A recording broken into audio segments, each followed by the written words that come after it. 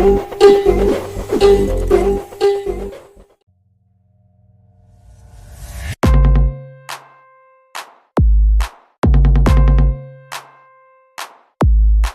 To everyone, welcome back to our channel. ரொம்ப நாள் கழிச்சு நம்ம சேனலில் ஒரு வேர்சஸ் பேட்டில் வீடியோ பார்க்க போகிறோம். சப்ஸ்கிரைபர்ஸ் ஆனோஸ் வால்டிகார்ட் வர்சஸ் வாங்லிங் அப்படிங்கிற அந்த வேர்சஸ் பேட்டில் வீடியோவை கண்டினியூஸாக கேட்டுக்கிட்டே இருந்ததுனால உங்களுக்காக இந்த வீடியோவில் ஆனோஸ் பவரா இல்லை வாங்லிங் பவரா அப்படிங்கிறத டீட்டெயிலாக பார்த்துடலாம். வாங்லிங்குடைய ஃபுல் பவர் இருக்கிற ஃபார்ம் அப்படிங்கிறது ட்ரூ செல்ஃப் ஃபார்ம் தான். அது அன்சீல்டு வேர்ஷன்னு சொல்லுவாங்க. அந்த வேர்ஷனை வெப் நாவலில் தான் காட்டியிருக்காங்க. என்னால் வெப் நாவலை ஃபுல்லாகவுமே ரெஃபர் பண்ண முடியல, பட் என்னால் முடிஞ்ச அளவுக்கு ரெஃபர் பண்ணி இந்த பேட்டில் வீடியோவில் சொல்கிறேன். Alright guys, let's get into the video.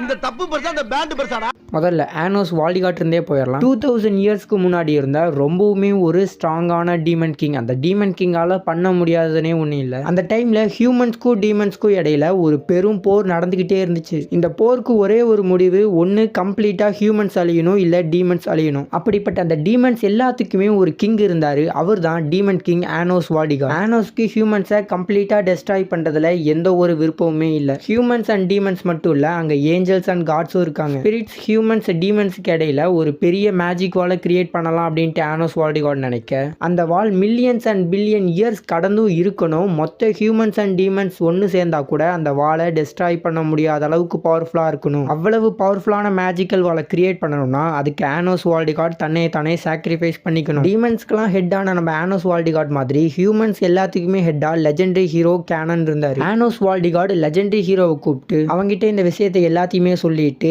என்னை குத்தி கொன்று அப்படின்னு சொல்லி அவன் ஸ்வாடை தான் நெஞ்சில் இறக்கிக்கிட்டு தன்னையே தானே சாக்ரிஃபைஸ் பண்ணி இறந்து போகிறான் ஆனோஸ் வால்டிகார்ட். ஹியூமன்ஸ், டீமன்ஸ் அண்ட் ஸ்பிரிட்ஸ் 3 பேருமே மேஜிக்கல் வால் மூலியமா இப்போ செப்பரேட் ஆகி இருக்காங்க. அங்கே இறந்து போன நம்முடைய ஹீரோ தன்னுடைய பவரை யூஸ் பண்ணி 2000 வருஷத்துக்கு அப்புறம் ரீஇன்கார்னேட் ஆகி வரான். ஆனால் அந்த ஆனோஸ் வால்டிகார்ட் கிட்ட தன்னுடைய ஃபுல் பவரே இருந்திருக்காது. அப்படிப்பட்ட ஆனோஸ் வால்டிகார்டுடைய பவரை தான் நம்ம அனிமையில பார்த்துருப்போம். 2000 வருஷத்துக்கு முன்னாடி தான் கிட்ட இருந்த தன்னுடைய பவரையும் அது இல்லாமல் தன்னுடைய அப்பர் பொட்டன்ஷியலை ரீச் பண்ணது அப்படிங்கிறது லைட் நாவலில் தான். ஃபர்ஸ்ட் நம்ம அனிமேல காட்டியிருக்க ஆனோஸ் வால்டிகார்டோட பவரை பார்ப்போம். ஒரு ஜெய்ஜான்டிக்கான கேஸில் தன்னுடைய சிங்கிள் ஃபிங்கரில் தூக்கி எரிஞ்சிருப்பான். அவனோட ஹார்ட் பீட்டே ஒரு ஷாக் வேவ் கிரியேட் பண்ணும். அந்த ஷாக் வேவ் மூலியமாவே எனிமிஸை டிஃபீட் பண்ணியிருக்கு. இதுக்கு அர்த்தம் அவன் ஒன்றுமே பண்ணலை, வெறும் ஹார்ட் பீட்டே ஆப்போசிட்டில் நிற்கிற எனிமையை போட்டு தள்ளிடுச்சு. என்னுடைய ட்ரூ ஃபார்மே லைட்டு தான் அப்படின்ட்டு ஒருத்தர் இருந்தான். அவனை அசால்ட்டாக ஒரே அடியில் போட்டு தள்ளியிருப்பான். ஆனோஸ் வால்டிகார்ட் லைட்டை விட ஸ்பீடா, அதுக்கும் மேலே. ஆனோஸ் ஒரு மேக்ஸிமம் டைம் மேஜிக்கல் யூசர் கூட சண்டை போட்டிருப்பான். அவன் என்ன சொல்லுவானா, நான் கிளாக்கை இப்போ ஸ்டாப் பண்ணுறேன், அது மூலிமா டைம் மொத்தமாக ஸ்டாப் ஆகிடுச்சு, யாராலையுமே மூவ் பண்ண முடியாது, ஏன்னா டைம் அங்கே 0ல் இருக்குது. ஆனால் ஆனோஸ் அங்கே மூவ் பண்ணுவான். இதை பார்த்து அவன் ரொம்பவுமே ஷாக்காக, முழுசாக ஷாக் ஆகிறதுக்குள்ளேயே ஆனோஸ் அவனை போட்டு தள்ளிடுவான். ஸோ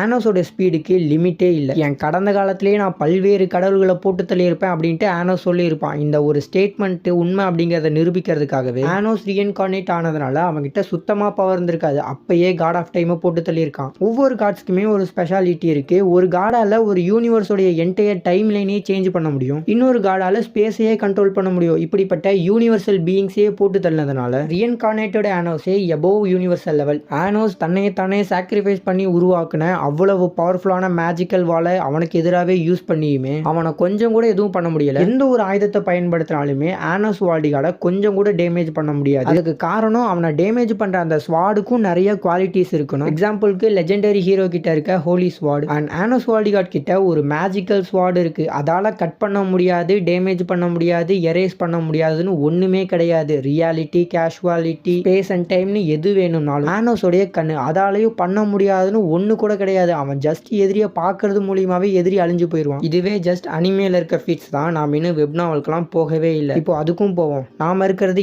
எர்த்தை விட பெருசு சோலார் சிஸ்டம், சோலார் சிஸ்டத்தை விட பெருசு கேலக்ஸி. இது நம்மோட யூனிவர்ஸோட காஸ்மாலஜி. அதுபோல ஆனோஸ் வால்டிகார்ட் இருக்க அந்த ஒரு யூனிவர்ஸோட காஸ்மாலஜிங்கிறது பிளாக் ஸ்கைக்கு ஒரு லிமிட்டே இல்லை. அது ரொம்பவுமே பெருசு. அதை நம்ம ஒரு யூனிவர்ஸா கன்சிடர் பண்ணுவோம். இது போல ப்ளூ ஸ்கை, அசுரா ஸ்கை அப்படின்ட்டு பல யூனிவர்சஸ் இருக்கு. அப்போ அங்க இருக்க பபுள் வேர்ல்ட் அப்படிங்கிறது மல்டிவர்ஸ். எண்ணில் அடங்காத பபுள் வேர்ல்ட் எல்லாமே ஒரு லேயர். அப்படின்னா கவுண்ட்லெஸ் மல்டிவர்சஸ் ஒரு லேயருக்குள்ள இருக்கு. மொத்தம் 99 லேயர்ஸ் இருக்கு. அந்த 99 லேயருமே சில்வர் சீக்குள்ள இருக்கு. அங்க இருக்க காஸ்மாலஜிலேயே மேக்ஸிமம் ஸ்பேஸ் அப்படிங்கிறது சில்வர் சீ தான். தனக்குள்ள கவுண்ட்லெஸ் மல்டிவர்ஸை வச்சிருக்க 99 லேயர்ஸ் சில்வர் சீக்குள்ள இருக்கு. ஸோ லிட்ரலி எவ்வளோ பெருசு பாருங்களேன். அந்த சில்வர் சீல இருக்க ஒரு யூனிவர்ஸை ஜஸ்ட் ஆனோஸ் வால்டிகார்டோட அவனுடைய ஃபிஸ்ட் மூலியமாவே வெறும் கை மூலியமாவே டெஸ்ட்ராய் பண்ண முடியும். ஆனோஸ் வால்டிகார்டை லயன் ஆஃப் டெஸ்ட்ரக்ஷன்னே சொல்லுவாங்க. லயன் ஆஃப் டெஸ்ட்ரக்ஷன்னா அவனால சில்வர் சீயவே கம்ப்ளீட்டா டெஸ்ட்ராய் பண்ண முடியும். இந்த ஒரு ஸ்டேட்மெண்ட்டே போதும் ஆனோஸ் வால்டிகார்ட் எந்த அளவுக்கு பவர்ஃபுல் அப்படிங்கறத சொல்றதுக்கு. ஒரு வேர்ஸோடைய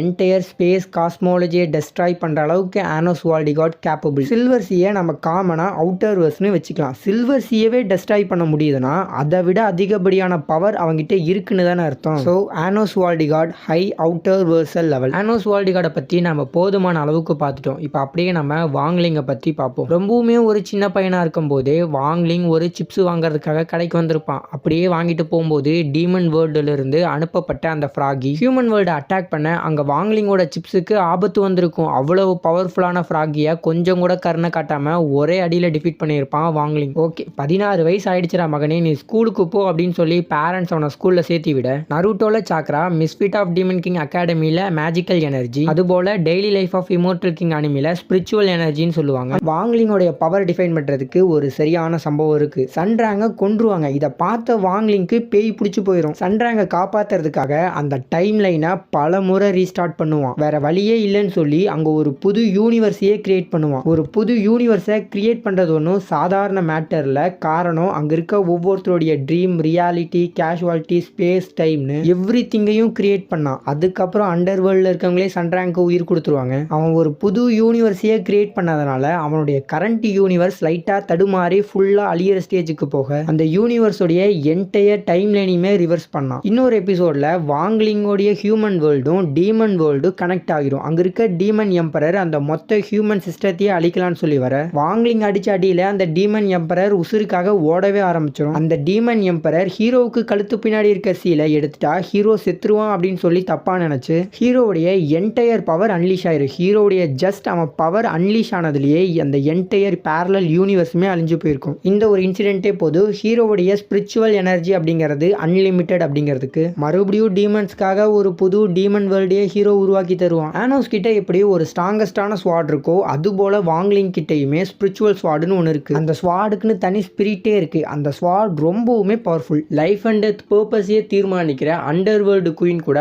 வாங்லிங்க மாஸ்டர்னு தான் சொல்லுவாங்க. 10 கிலோ இருக்க ஒரு பாலை வாங்லிங் தூக்கி எறிய அது அந்த மொத்த உலகத்தையுமே ரொட்டேட் பண்ணி வந்திருக்கும். ஈவன் அங்க இருந்த பெரிய ஆட்களால் கூட அதை சென்ஸ் பண்ணியிருக்க முடியாது. அந்த பால் பட்டு 4 மாஸ்டர்ஸ்லேயே ஒருத்தர் செத்து போயிருப்பான். பெரிய பெரிய ஆளுங்களால கூட ரீச் பண்ண முடியாத வே ஆஃப் ஹெவனை வாங்லிங் ரொம்பவுமே சின்ன வயசுலேயே ரீச் பண்ணியிருப்பான். வே ஆஃப் ஹெவன்ல இருந்த எல்ஃப் எல்டர்ஸ் 7 பேருமே வாங்லிங்க்கு மரியாதை கொடுக்குற வகையில முட்டி போட்டு நின்றுப்பாங்க. பாஷிங்கிற ஒருத்தன் அந்த 7 எல்டர்ஸையுமே அப்சர்வ் பண்ணி அவன் சிஸ்டருக்கும் அவனுக்கும் எதிராக சண்டை போட அவனால வாங்லிங் உடம்புல ஒரு சின்ன ஸ்கிராட்சை கூட போட்டுக்க முடியாது. வாங்லிங்கோட சிஸ்டர் தான் அவனை பெரும்பான்மையா டிஃபீட் பண்ணியிருந்தாலுமே வாங்லிங் நினைச்சிருந்தா எப்பயோ அவனை முடிச்சிருக்கலாம். Daily life of immortal king உடைய கிரியேட்டரான கூஷுவான் வாங்லிங் எப்படி கிரியேட் பண்ணோம்னா எந்த ஒரு பவர் சிஸ்டத்துக்குள்ளேயுமே அவனை அடைக்க முடியாதபடி அப்படி ஒரு பவர் சிஸ்டம்னு ஒன்று இருந்துச்சுன்னா அதை விட அதிகப்படியான பவரை பொசஸ் பண்ணபடி எனிமி எவ்வளவு பவர்ஃபுல்லாக இருந்தாலுமே சரி நோ மேட்டர் அவனை விட ஹீரோ ஆட்டோமேட்டிக்காக பவர்ஃபுல் ஆகிற மாதிரி தான் நாங்கள் அவனை கிரியேட்டே பண்ணோம். பட் மை ஒப்பீனியன் இந்த பவர்ஸ் எல்லாமே காஸ்மிக் லாக்குள்ள அடாப்ட் ஆகிற ஒன்று. அது இல்லாமல் வாங்லிங் எவ்வளோ பவர்ஃபுல். நம்ம இப்போ வெப் நாவலுக்குள்ளே போக போகிறோம். வெப் நாவலில் அடுத்த வாங்லிங் என்னென்ன சம்பவம் பண்ணா அப்படிங்கிறதெல்லாம் நமக்கு தேவையே இல்லை. காரணம் அவனோட ஆர்ஜினே நமக்கு போதும். இப்போ நான் சொல்ல போகிறது இந்த வேர்ஸில்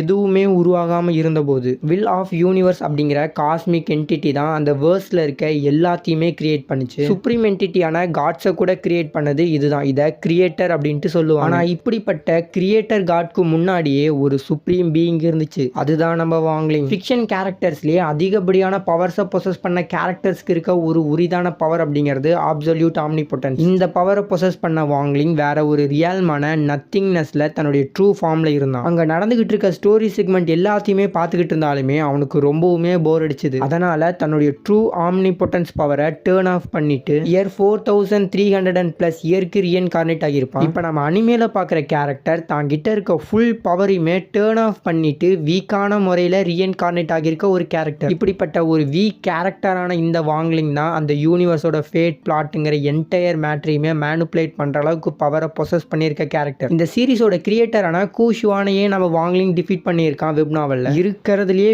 வீக்கஸ்ட் ஃபார்ம் வாங்லிங்கோடைய பவர் அன்லீஷ் ஆகி தான் என்டையர் டீமன் வேர்ல்டுமே எராடிகேட் ஆகியிருக்கு. டிசி அண்ட் மார்வலுடைய மோஸ்ட் ஸ்ட்ராங்கஸ்ட் கேரக்டரான one one above all, beyonder, presence, unwritten leviathan. இவங்க கிட்ட இருக்க ஒரு மோஸ்ட் பவர்ஃபுல் பவரான ஃபோர்த் வால் பிரேக்கே வாங்லிங் கிட்ட இருக்கு. அதுவும் வீக்கஸ்ட் ஸ்டேட் வாங்லிங் கிட்ட இருக்கு அப்படிங்கறதா நம்மள ஆச்சரியப்படுத்துற ஒண்ணு. ஃபோர்த் வால் பிரேக்னா என்னன்னு தெரியாதவங்களுக்கு சொல்றேன். வாங்லிங் அவனோட வேர்ஸை விட்டு வெளியில வந்து நம்ம யூனிவர்ஸ்குள்ள இருக்க பீப்புள்ஸ் கூட இன்டராக்ட் பண்ணியிருக்கான். இப்படி ஒரு எபிசோடு கூட daily life of immortal king அனிமேல இருக்கு.